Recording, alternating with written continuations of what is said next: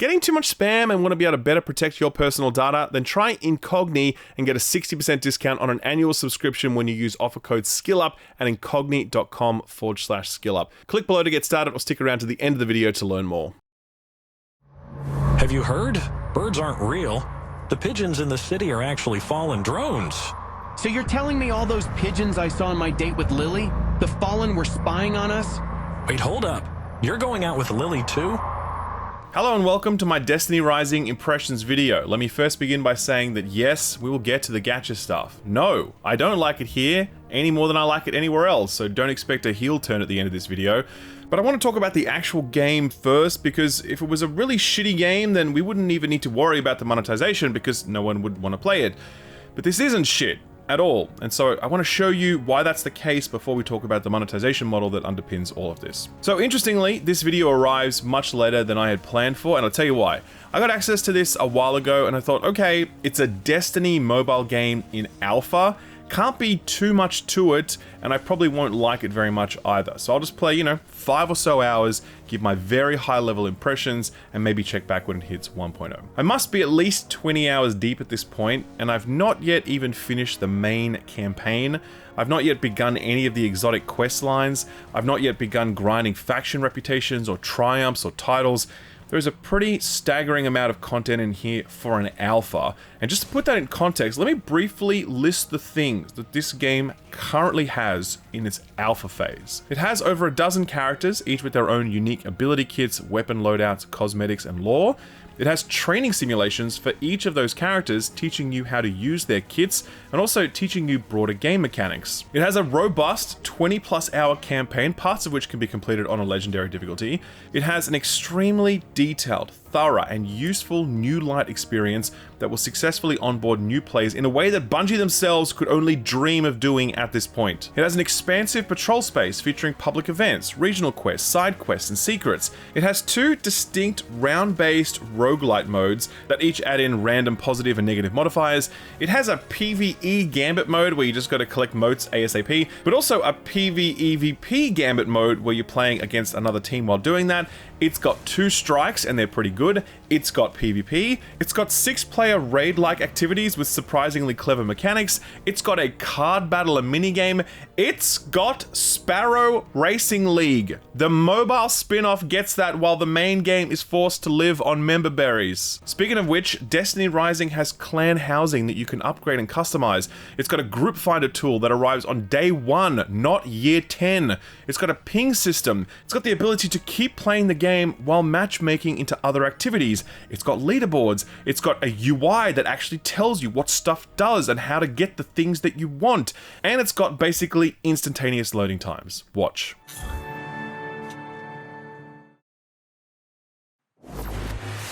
It's pretty crazy. As a Destiny fan, I walked into this thinking, this is probably going to be a bit shit. I walked out thinking, holy shit, I can't believe mobile gamers are going to get shit on day 1 that we had to wait like 10 years for, and they're going to get a bunch of stuff that we still don't even have. So at this point, you're probably thinking to yourself, okay, that's a nice list of stuff, but surely these can't all be real activities. Surely we're sacrificing a lot on the core gameplay side of things to get all of this. Like, there has to be some sort of trade-off, right? Well, yeah, sort of, but there's a hell of a lot less trade-off than you might think. And honestly, my biggest takeaway after spending 20 hours with Destiny Rising is one of genuine amazement at how much of the Destiny experience has been retained in this spin-off. Like, it's crazy how much this is scratching an itch that even Destiny 2 has been struggling to scratch for a while. And a big part of the reason that Destiny Rising is scratching that itch is the fact that it isn't just a scaled back port of Destiny 2. It is something different. It's adding things that are not in the main game. It's remixing the world, characters, lore, and tone. It's adopting new approaches to class design, abilities, progression, and customization. Not all of this stuff is better than how Destiny 2 approaches it, mind you, but it is new. And I tell you what, after playing the same game for 10 years, a game that evolves very slowly, it's really nice to play a version of Destiny that feels new, especially at a time when Destiny fans are really ready for something like that. Zeb and Wolf, we'll make a great team. It's locked onto us, Wolf. Disrupt its attack. The name's Bazinet, your local gunsmith. Your light is strong. Not strong enough. Destiny Rising is a joint venture between NetEase and Bungie. Bungie did not develop this video game. They no doubt had some input into it, but the game itself was developed by NetEase at one of their China-based studios. Destiny Rising is a prequel of sorts. It's actually set in an alternate timeline to Destiny proper, and it's set years before the events of the first game if they would have been in the same timeline. If that sounds at all confusing, that's because the border between Destiny Rising and Destiny proper is very permeable. So it stars a whole new cast, except Ikora is still here as a main character. It's full of the heroes whose names adorn our weapons like Radagast and Kabir and Jolda, but it's also featuring entirely new characters like Ning Fei, who talks a lot about his hair and how cute it looks. We're meeting the Hive for the very first time here, but the Elixni, who we still refer to as the Fallen, are still our enemies, except for a handful of them who want to help us, and they let us ride their catch. So yeah, it's a bit all over the place, but you know what? That's absolutely to its benefit. Destiny proper has a very stodgy and rigid approach to storytelling, and a tone that I personally enjoy, but I know a lot of people find it rather aloof and self-serious. Destiny Rising is much more playful in its tone, much more human in its dialogue. Like, you play this character called Wolf, and they approach things very matter-of-factly, a far cry from our Guardians, who feel pretty robotic in the exceedingly rare instances when they deign to speak. You greedy immortals can dream of controlling us all you want, but we won't bow down. Whoa, we're not here to control you. We're here to help. The coolest part of the story setup, though, was this. It's a moment in the intro mission where off in the distance you can see something called a Sentinel, and it's this gigantic robot that walks the earth defending humanity. It's some Pacific Rim in our Destiny, and what's cool about that is that it made me go like, huh, that's a cool concept that we haven't seen before. That's some new world building that sparks your imagination about what the Destiny universe could be. There's even a mission later on where you have to visit a hammer that was discarded by a Sentinel, and this thing is like bigger than a mountain, just the hammer alone, and that's just cool. And it was kind of the first moment that made me really feel something for this game, because Bungie have spent the last 10 years awkwardly telling the same story in the same world, and it was just really cool to suddenly see a new pillar of world building walking around right in front of me. I wish I could say that the rest of the campaign's narrative or characters deliver on this promise, but they do not. If Destiny proper can be accused of under-explaining things, Destiny Rising is kind of the opposite. A lot of dialogue that seems to mean little and go nowhere. I was really locked in whenever these cutscenes would roll. I tried my best to care about them and get invested in what was going on, but it was a losing battle. The storyline here is, yeah, it's just not good. And so in that way, it's a very faithful recreation of what we got in the original Destiny. That's unfair, to be honest. Nothing could be worse than the original Destiny. The campaign experience itself, though, is significantly better than what we got back in the day, and while it certainly can't compete with modern Destiny campaigns, it's not half bad. It's primarily leading you through the different game activities, so the Gambit mode and the roguelike mode and the strikes, etc. But there are also dedicated story-driven missions that are scripted with both narrative and gameplay set pieces. In one mission, I fought alongside Ikora, defending her while she opened a portal. Immediately after that, I got to play as Ikora, learning her unique kit while she encounters the Hive for the very first time. In another mission, I fought alongside Radagast, the man himself, and I had to steal this Golden Age tech that culminated in me running through a collapsing level, only to then end up in a chase sequence where I was on the back of a pike shooting a giant killer shank. I mean, this is some Halo shit right here, and it's a good example of how surprising this campaign can be and how much work NetEase have put into it. But the real function of this campaign is as an onboarding experience, and oh my lord, the contrast between this and the current state of Destiny 2 could not be more stark or more damning for Bungie. For years now, we have pleaded with Bungie to revisit the New Light experience, and outside of some minor touch-ups here and there, like adding an NPC based on Aztecross, they really haven't done jack shit in terms of making Destiny 2 more accessible, which results in a game that's almost impossible to recommend to your friends, and borderline impenetrable to anyone going in cold with that little bitch in their ear trying to convince them that it's good. Destiny Rising's campaign is a truly fantastic onboarding experience that assumes no knowledge and builds you up bit by bit. Every new game system, every new activity, every progression pathway, it's all spelled out for you. You just touch the buttons the game tells you to touch, you do the things the game tells you to do, and boom, you know how to play Destiny. Gacha games have this shit down cold because they know that campaigns are the most important user acquisition tools they have.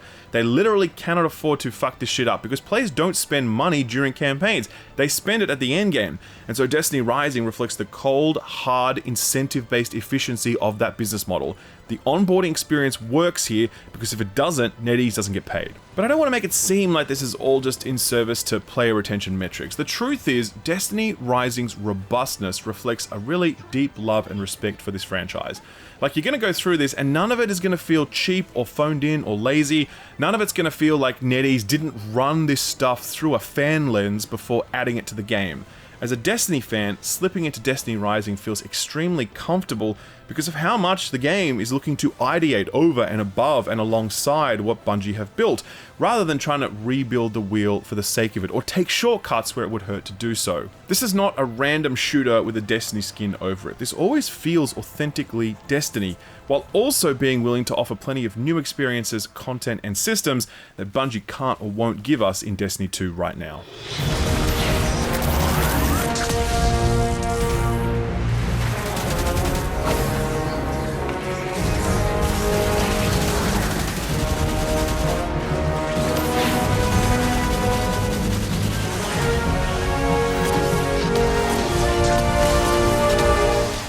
So before we talk content and gameplay, let's talk visuals and performance. I think your view of how good this game looks is going to be greatly impacted by which screen you're watching this video on.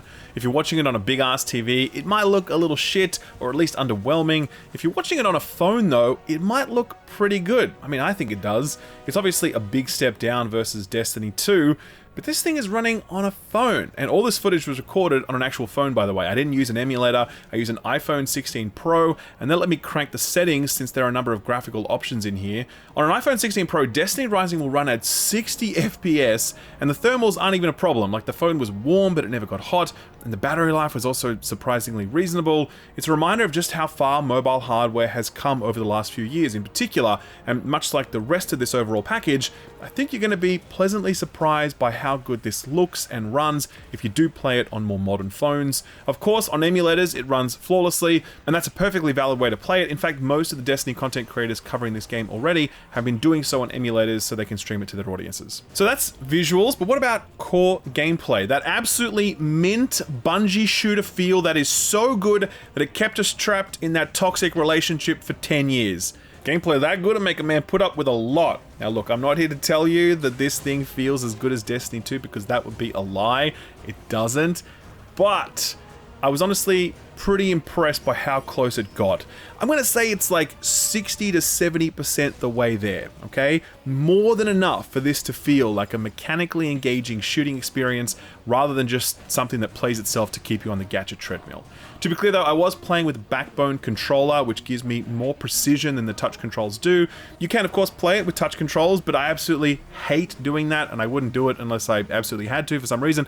Having said that, there are a bunch of settings that you can enable, like auto fire.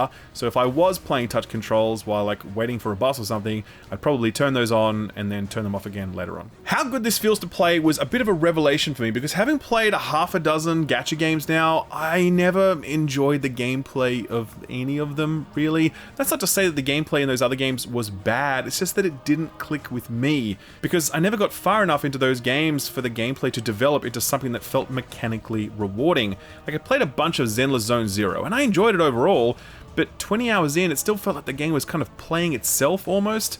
I'm told that its gameplay is much deeper and more rewarding later on, but I'd noped out before I got to that point. Destiny Rising, on the other hand, is a competent, well-made first-person shooter where your aim, your positioning, your movement, your verticality, your weapon choice, etc., it all matters right off the jump. And it all matters just as much here as it does in any other shooter you've played. When I think gacha games, I kind of imagine like sort of shitty gameplay for the first X number of hours, or maybe forever, and the main draw to keep playing is a steady flow of rewards that's meant to just train my dopamine receptors. But it's not like that here. Destiny Rising feels good to play immediately, and surprisingly so. Separate from those fundamental shooter mechanics are the broader game mechanics, which are also really intact and really satisfying. Elemental shields need to be popped, servitors need to be prioritized first, Hive Knights will throw their shields up at low health, your abilities have broad application both offensively and defensively, activities all have unique mechanics you need to contend with, boss encounters are surprisingly challenging on even base difficulties, and that's before we get to the class design stuff, which is far simpler than what Destiny 2 provides. but it's just the right level of mechanical complexity for a mobile game, I think. So you cannot create your own Guardian here because Guardians don't exist. Instead, they're light bearers, and the easiest way to think about them is imagine taking one or two character or exotic abilities, combining that with one or two passives, and then applying some very strict weapon category limitations. So for example, this is Kubia. One of his abilities is literally the relic shield attack from Vault of Glass. There are obvious lore reasons for that. His other ability is the Titan's Rampart Titan Barrier, the one you can shoot through. He has a passive that when his bullets pass through that shield, they become electrified and apply chain lightning to targets, and he's restricted to using only scout rifles and machine guns. So when you get that shield down and you pull out a machine gun, you can do some pretty serious AoE damage with him pretty quickly. Ikora is another example of how well all of this fits together. So her primary weapon is actually a tube grenade launcher, and you might think, well, that would kind of suck, right? But her main ability is one that creates a gravity well to group up targets, making her primary weapon the perfect fit. Every class I've played has these same sorts of synergies at work, and I'm really underselling it here, to be honest, because buried underneath what I've described is a surprising amount of depth and customization. Weapons, for example, they all roll with random perks, and some of the perks are brand new, like this one on my heavy GL, which fires 3 rounds every time I fire it with a full magazine. Weapons also have mods that can be unlocked and function in a very similar way to Destiny 2 mods. Characters each have multiple passives that further augment their abilities and create new synergies with their weapons. They also have an artifact that lets you buff some core stats and a skill tree that offers some very big upgrades to the potency of your abilities. So you can see how all of this is very pared back compared to a Guardian, but you can also see how there's just enough depth and complexity here to make this interesting, and honestly, I can really see this appealing to people who find Destiny proper too complex or unwieldy. Like, there's definitely a category of player whose eyes glaze over when they see all of the subclasses and the nodes and the exotic armor and the customizable randomly rolled class items. This is much easier to get your head around. It's a lower ceiling, but a more inviting ground floor, and I think NetEase found just the right balance here when it comes to simplifying and streamlining Destiny, while also retaining some of its essential depth and customization. It takes a little while to find that depth though, as the character progression stuff opens up by degrees. What's much quicker to find is the sheer breadth of content on offer in Destiny Rising in just its alpha phase. I listed most of it during my intro, but in addition to the campaign, there are 2 strikes that each take around 5 to 8 minutes to get through, but they have cool locations and bosses and mechanics, and they're good. I really like them. There's those 2 Gambit modes I mentioned earlier, and they're great for how much urgency they demand, burning down targets as quick as possible before running back to dunk your moats. There's 2 roguelike modes. There's one that's about achieving a certain points threshold as quickly as you can, and you choose to add on negative modifiers for points, and more challenging modifiers are worth more points. There's also a Xur-based roguelite mode that has both a positive and negative variant. So in one mode, you stack buffs that make you stronger, and in the other one, you stack debuffs that make you weaker. There's also the Gauntlet Ops, which are kind of like raids, but way simpler. There's 6-player activities. One of them involves shooting out breakers to make the boss vulnerable. Another one involves killing enemies in different spread out rooms to trigger a boss burn phase. It's very straightforward, but it's just enough depth and complexity to feel like you're accomplishing something cool, and I also really like these. There's PvP too, though I haven't played much of that. To be honest, I'm just not really interested in it, but hey, if it floats your boat, I hope it delivers. There's a patrol space, which I really enjoy just hanging out in. It's got plenty of stuff going on, including all new public events built from the ground up for Destiny Rising. They're actually more challenging than your average public event in Destiny 2, by the way, so that was a big surprise for me. This huge smattering of activities isn't just there for the sake of it, mind you. They're all aligned to the various currencies you need to earn to advance your character. And so you might see that you need X currency to upgrade your gun, and you're missing that, right? Well, you can literally just click a button in the upgrade UI, and it will automatically take you to the activity that awards the currency you need, so you can immediately queue up and get it.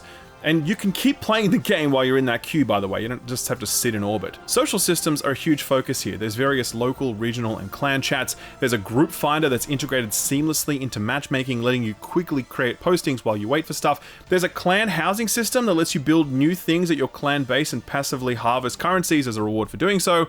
And if all of these social systems fail, every activity, up to and including the Gauntlet Op raid-like thing, can be completed with bots that automatically join your queue if you've been waiting for too long. And these bots actually get the job done, by the way. They know how to do raid mechanics better than some blueberries I played with. So like, just take a step back, right? This is a new timeline featuring new characters and new world building. It's a new campaign that has some real high points. It's a new approach to class design, simplified but still engaging. It's a whole raft of new activities, some of which are available in Destiny 2 and some of which aren't. And it's a whole suite of quality of life systems that are honestly just a straight up improvement over what Destiny 2 currently provides. Like, from a sheer quality of life perspective, Destiny Rising is a significantly better game than Destiny 2. All of these new things are very likely going to appeal to existing Destiny players. Not to the point where Rising would replace Destiny 2 for them, but to the point where Destiny Rising might be something you play alongside Destiny 2. Or if you were feeling burnt out and done with Destiny 2, then maybe this is just new and different enough to pull you back in. In addition to that, the excellent new light experience coupled with this more simplified class design framework has a really good shot of welcoming in new players who found the Destiny 2 new player experience to be unwelcoming or impenetrable. TLDR, I think Destiny Rising successfully appeals to both old and potential fans. But yeah, the gacha stuff is a real fucking bummer, to be honest with you, for reasons we'll talk about. So let's talk about it now.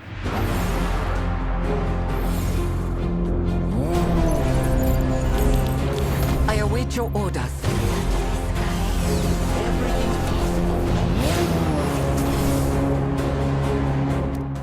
Okay, so listen, to really unpack what the term gacha means in a modern context, it's like its own video because there's just so much you can say about that business model. The idea that whales finance the game so everyone else can play for free.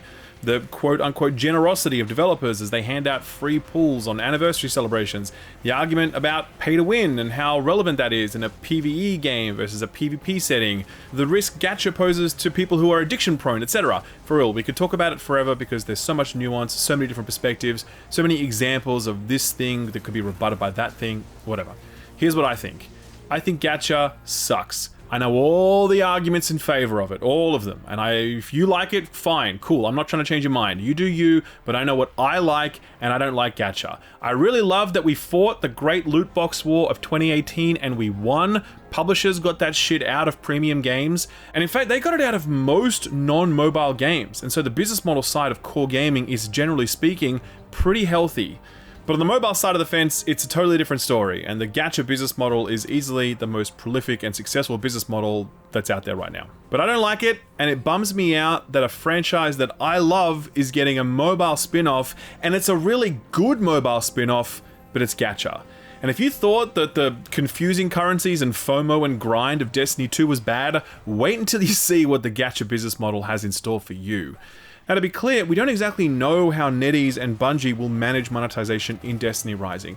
During the alpha, the cash shop was disabled, so we don't know any of the prices. We also don't know how they're going to tune the economies around certain currencies, because the beauty of a gacha game, from the perspective of a publisher, is that it is so stuffed with different currencies and timers and drop rates and whatever else, and each of them is a dial you can turn up or down to extract more money from players.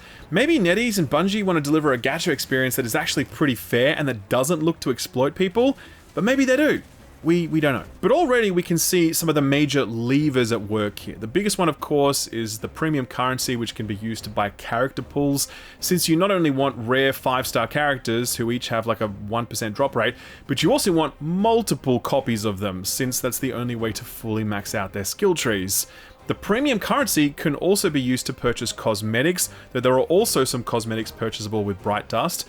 There are three premium subscriptions that this game offers.